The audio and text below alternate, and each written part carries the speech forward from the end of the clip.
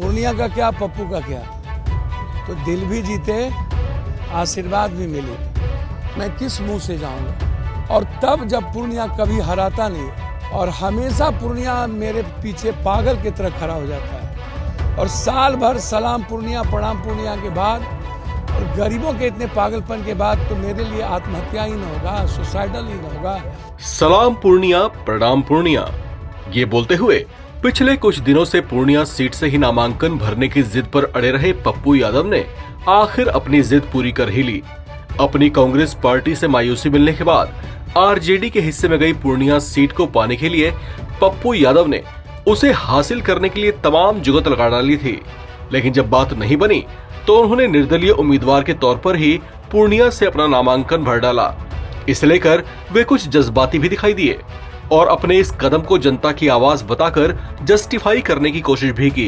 और मेरे लिए महत्वपूर्ण यह है कि पूरी दुनिया पूर्णिया मधेपुरा, मधेपुरा पूर्णिया पप्पू, चुनाव के पहले ही पूर्णिया मानचित्र पर, वर्ल्ड के मानचित्र पर 14 दिन लोगों ने देखा और एक ही बात लोगों ने पूछा, पूर्णिया का क्या, पप्पू का क्या, तो दिल भी जीते, आशीर्वाद भी मिली।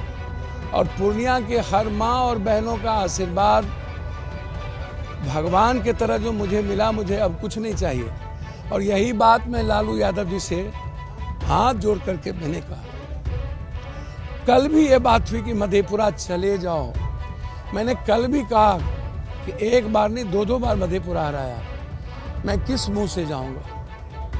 और तब जब पूर्णिया कभी हराता नहीं और हमेशा पूर्णिया मेरे पीछे पागल की तरह खड़ा हो जाता है, और साल भर सलाम पूर्णिया प्रणाम पूर्णिया के बाद और गरीबों के इतने पागलपन के बाद तो मेरे लिए आत्महत्या ही न होगा, सुसाइडल ही न होगा। यहाँ कोई बैकवर्ड फॉरवर्ड आज तक जिंदगी में नहीं हुई। यहाँ कोई हिंदू मुसलमान मेरे रहते नहीं होता कभी। यहाँ हर परिवार के लोग अपना बेटा मानते हो, भाई मानते हो, आंगन की खुशियाँ जब मानते हो, तो क्या मिला पप्पू यादव को, इससे बड़ा क्या चीज़ है। इसीलिए मैं आज आपको आश्चर्य होगा कि आज का दिन मेरी जिंदगी के अध्याय का है कि मैंने सबका दिल जीता है।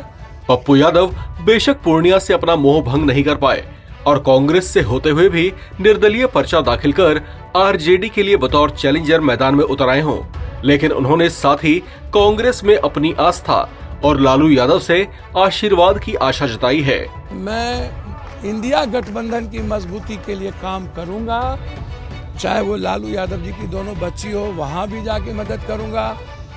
कांग्रेस किसी भी कीमत पर एस्टेब्लिश्ड हो, कांग्रेस और देश चाहता है राहुल गांधी जी पीएम बने। बहुत जात पात हो गया, बहुत हिंदू मुसलमान हो गया, अब इस देश की इकोनॉमी की बात हो, इस देश के युवाओं की बात हो, ये मैं यही इतने जानता हूँ। मैं इससे ज़्यादा क्या कह सकता हूँ आपको। मेरा बहुत साफ है कि पूर्णिया कोसी सीमांचल को नंबर 1 करूँगा। आपको दिखेगा 4 जून के बाद। मैंने सिर्फ इतना फिर कहूँगा, नफरत की राजनीति छोड़ देनी चाहिए तेजस्वी जी। मोहब्बत भी कर लेते बगल में जाके अपने इंडिया गठबंधन से, आप आए तो बगल में मोहब्बत में क्या दिक्कत थी। और राजनीति में कोई दुश्मनी नहीं होती है, हम दोनों लोग मिल करके चलें।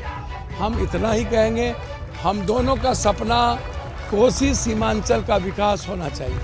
हम दोनों का सपना हर परिवार की इकोनॉमी होनी चाहिए, हर आने वाले युवाओं के लिए उसकी खुशी होनी चाहिए। ये मुझे नहीं लगता कि आप आ करके या कहना कि मेरी लड़ाई है। अब भाई हो, आप जानो क्या लड़ाई है आपकी, लेकिन ये सही नहीं है। मामा पप्पू यादव की पूर्णिया सीट से चुनाव लड़ने की जिद उनके भांजे और आरजेडी नेता तेजस्वी यादव को रास नहीं आई है।